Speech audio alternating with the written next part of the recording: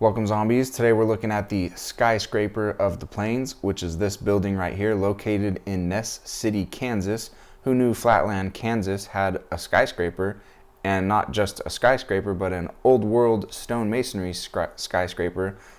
Oftentimes we call that Tartarian architecture, and we'll see evidence that this Tartarian skyscraper is heavily buried, mud flooded. And we'll also take a look at a couple other buildings right next to this Skyscraper of the Plains that also show tremendous evidence of being heavily mud flooded and buried. It's an old bank is what they tell us. That makes sense, right? A lot of these old Tartarian massive stone structures are banks, post offices, you know, that whole story. This one specifically is an old bank, and I'm not really sure what it is right now. I don't think there's a ton going on in there right now, other than just it's kind of like a tourist attraction skyscraper of the plains in small town Ness City, Kansas. And this right here is Ness City, Kansas. So there's the state of Kansas. Right here we find the city called Ness City, and it says that Ness City was founded in 1878, and then the town experienced growth with the arrival of the railroad in 1886. And then this Ness County Bank, the Skyscraper of the Plains, let's see, it was built in 1888 to 1890. So it said right here 1886, got some railroad coming through, and then this is getting built in 2 years, rapid construction timeline for a huge heavy stone skyscraper of the plains. But it does say that they did have railroad access, so at least we have that in this case. It's not just straight dirt roads and horses. We got some trains running through here apparently in this time period. So here's a look at one side of the Skyscraper of the Plains, and you can see the street, the road right here in front of it is a bunch of brick. And then as you come up to the bottom of the building right here, you can see some very interesting mud flood evidence. Windows very buried, and right here you have an access point where you got some stairs going down into the lower levels. And then over here on this side, you've got some stairs built up into this level, and then same thing right here. This main entrance has some stairs built up to it, and then you've got this railing right here running across the whole thing so that people don't fall down from the street into where the building is more buried. If you look right here at the top, it says we've got Merrill Trust and Company, established 1885, incorporated 1888. And I think it's safe to say that these pieces of stone could very well be newer add-ons and not original to this building when it was first built. And there are some little, you know, spires and pokey things poking up off the top of this structure, but you can also tell that a lot of what used to be on top of here has been stripped off. So here's a look at it, just moving a little bit more to the left of that previous photo. And I wanted to show this because then you can see this side wall right here and how there's just a little bit different of stone that we see right here. Or, you know, it just has a little bit different of an appearance. And then you have this section right here, which continues to, it's much lower and smaller, but is a kind of add-on or continuation of the building. You know, what do you guys think about that? Is this little side piece over here part of the original structure, or are we looking at a newer build? I think that's a lot of brick and a lot of stone there, and we're just looking at another piece of this building potentially buried right there. And then you can see the brick road, just lots of brick right here laid down in front of it. All right, now here's another angle of it. This is the opposite side. And you can see the side of it right here, that same stonework on this side of the building. And then this huge fire escape add-on that the real architects of this building would have never designed it this way. If they were really going to put a stair set right here on the side of the building, it would have been made out of stone. But these are old structures, much older than we've been told, and they've been repurposed, and new stories are told about them, and new stuff have to be added, new stairways, new entrances, new fire escapes to make the building usable, let's say, in modern times. And right here we read the Ness County Bank building, known as the Skyscraper of the Plains. This native stone structure is the legacy left by N.C. Merrill, an avid promoter of Ness City and Ness County. Built in 1888, they're even saying in 1 year right there. It stands as a tribute to the ingenuity, dreams, and culture of the settlers who dug the stone, laid the stone, and carved the stone. The culture of the settlers was building huge stone skyscrapers in a time period where they were just getting started and living in dirt, and that doesn't make sense. This is the most masterful architecture that really exists in the world, this type of stonemasonry. And to say that the settlers, the pioneers, the pilgrims, the coal miners, the cowboys, this is the stuff they built is pretty ridiculous too when you actually start to think about it. It says the building has served as a home for the courthouse, banks, cultural events, post office, apartments, offices, and Lodge Hall, and is listed on the National Register of Historic Sites.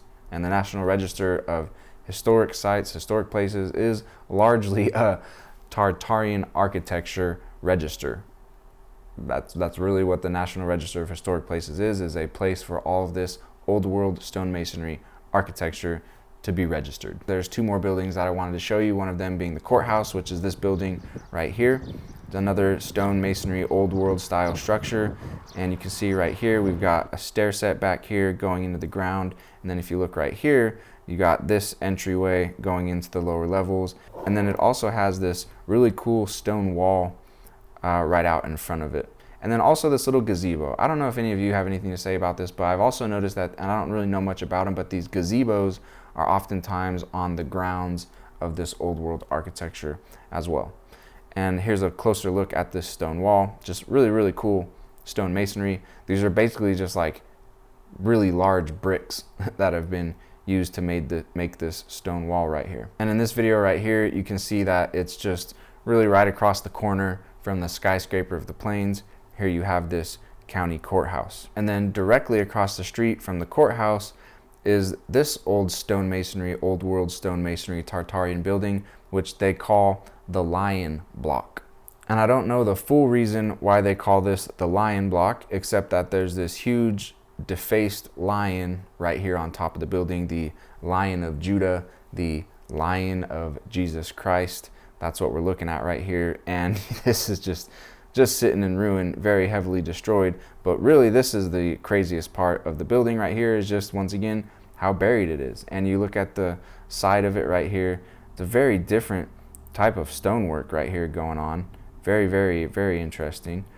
And just symbolism all over this structure that is 100% old world symbolism, completely foreign to us. We have no idea what these symbols and designs mean.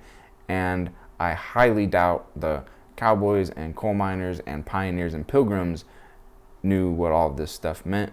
I think this is exactly what we're looking at, is old world symbolism on old world structures built by ancient civilizations. I show you this little video and I give you a look down into the buried parts of this structure, and it goes deep, quite deep. And you can see that those stairs were quite steep to get down there. This part's funny right here. They built these couple of wood steps right here above the rest of the buried building to get into, let me scroll around right here. Yeah, right here, to get into that door, that access point into the structure, which is definitely, like, this is, the architects of this structure were so masterful at stonemasonry that this type of wood, cheap, super cheap lumber and super cheap steps to access this random part of the building, they would have never ever designed anything like that. What does make sense for that is these were old buildings sitting here and they got very buried, which is exactly what we're seeing right here, mud flood buried, and then they made other ways to use the building, like putting up little cheap steps and stuff like that. And we're just looking at 100% a buried piece of structure right here, which is also registered on the National Register of Historic Places, the Tartarian Register of Historic Places. If we look at this right here, we can see that it used to have more structure attached to it, but this piece over here has been demolished, and for whatever reason, this piece right here that we were just looking at is still standing, but in pretty rough condition. And you can see right under the lion is the date 1887.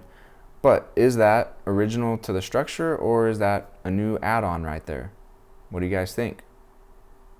Just stick some new numbers on there, glue some new stone numbers on there that have the same color, or was that part of was that put on there the same time the lion was put on there? And if it was, why are the letters still in perfect condition and everything else is extremely roughed up and scraped and pillaged and destroyed on most of this building right here. And once again, a lot of brick roads right here all over the place. And I don't know about you, but brick roads look a lot prettier, and they are not nearly as hot as black asphalt roads. In some cases they can be bumpy, but these roads in Ness City right here were actually very leveled brick roads. Like, they were not bumpy or kind of rough to drive on at all. It was just smooth, level driving, just like asphalt, but a lot prettier to look at. And like I said, doesn't heat up the city like black asphalt does. And so when we put these two buildings side by side right here together, this doesn't look anything like United States of America. This looks like old world stone architecture, and I believe that's exactly what we're looking at. And it's sitting very buried. This looks like very mud flooded architecture right here. If you look at my previous videos, you'll see in Kansas really cool evidence of huge mud floods burying old stone cities in Kansas. And that Kansas, once upon a time, wasn't just flat Kansas as we think of it now, but its flatness is likely due to big floods or whatever dropped a bunch of new earth in the area that gave it a much flatter shape, I guess you could say.